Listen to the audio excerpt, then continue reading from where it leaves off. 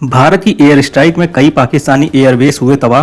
Private company Maxar ने जारी की एयरबेस की सैटेलाइट तस्वीरें। इनमें सरगोधा, नूर खान, भोलारी और सुक्कुर एयरबेस हैं शामिल। फोटोज में साफ देखा जा सकता है कि हमले के पहले और बाद में वहां की क्या है स्थिति। अमेरिकी राष्ट्रपति डोनाल्ड ट्रंप ने 4 दिन में दिया चौथा बयान। भारत पाकिस्तान के बीच सीज फायर का लिया क्रेडिट।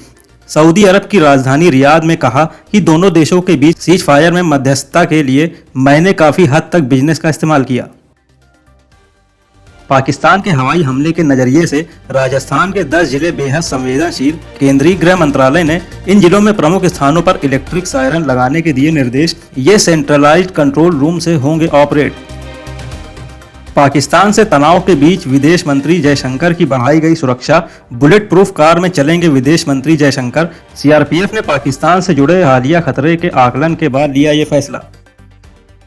चीन को रास नहीं आया पाकिस्तान का cease fire surrender. Pakistani PM Shahbaz Sharif पर बिफर कर जताई नाराजगी। भारत के साथ 4 दिन तक चले संघर्ष के बाद पाकिस्तान ने टेके थे घुटने, जिसके बाद भारत अपनी शर्तों पर सीज फायर के लिए हुआ था राजी।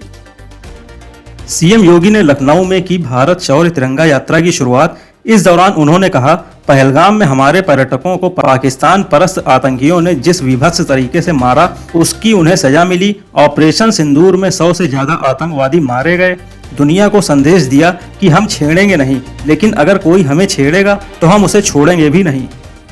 सीएम योगी ने पीडब्ल्यूडी की समीक्षा बैठक में अधिकारियों को दिए निर्देश। कहा, निर्माण कार्यों में इस्तेमाल होने वाली सामग्री यथासंभव यूपी की इकाइयों से ही खरीदी जाए, बशर्ते वे गुणवत्ता मानकों पर खरी उतरती हों।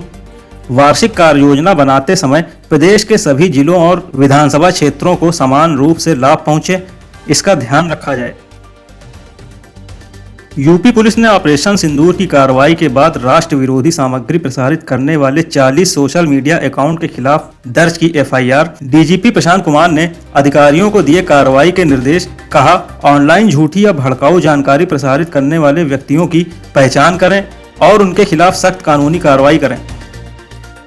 यूपी को दक्षिण के राज्यों से जोड़ने के लिए बनने जा रहा 1989 किलोमीटर लंबा कॉरिडोर, इससे प्रदेश के लोगों को दक्षिण के राज्यों में पहुंचना होगा आसान। सीएम योगी की अध्यक्षता में हुई पीडब्ल्यूडी की बैठक में दिया गया इसका प्रस्ताव। नेपाल सीमा से लेकर दक्षिणी छोर तक फैले जिलों को जोड़ेगा ये कॉरिडोर।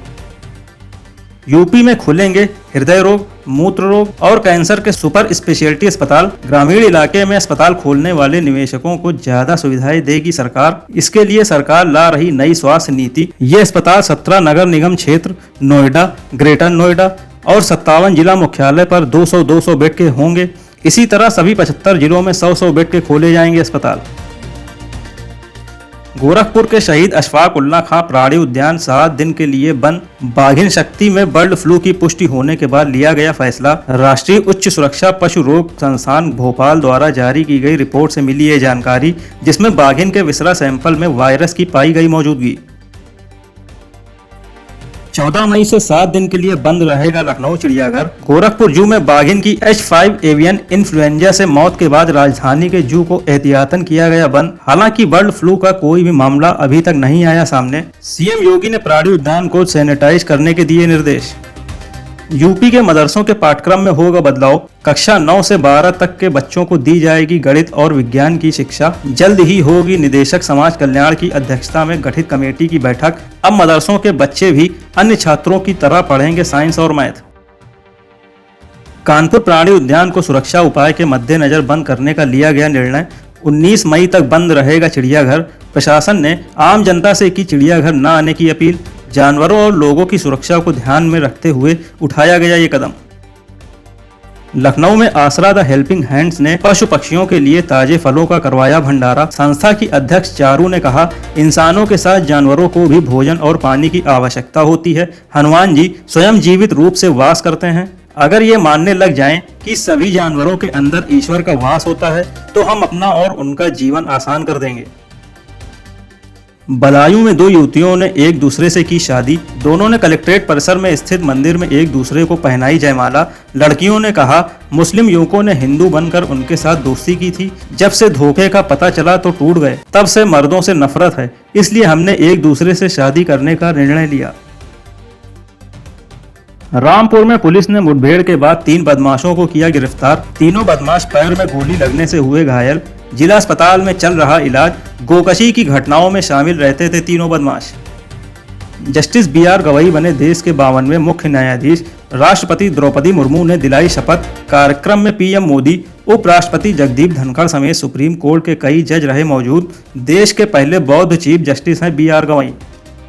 मोदी सरकार ने आधिकारिक तौर पर 23 सितंबर को आयुर्वेद दिवस के रूप में किया घोषित। 23 मार्च 2025 की राजपत्र अधिसूचना के जरिए किया बदलाव। अब तक धनतेरस के दिन मनाया जाता था आयुर्वेद दिवस। IPL 2025 के बाद PSL भी होगा शुरू। पाकिस्तान क्रिकेट बोर्ड ने की पुष्टि। 17 मई से शुरू होंगे PSL के बचे मुकाबले। भारत पाकिस्तान के बीच सीज फायर के ऐलान के बाद स्थगित किए गए PSL को दोबारा से किया जाएगा शुरू।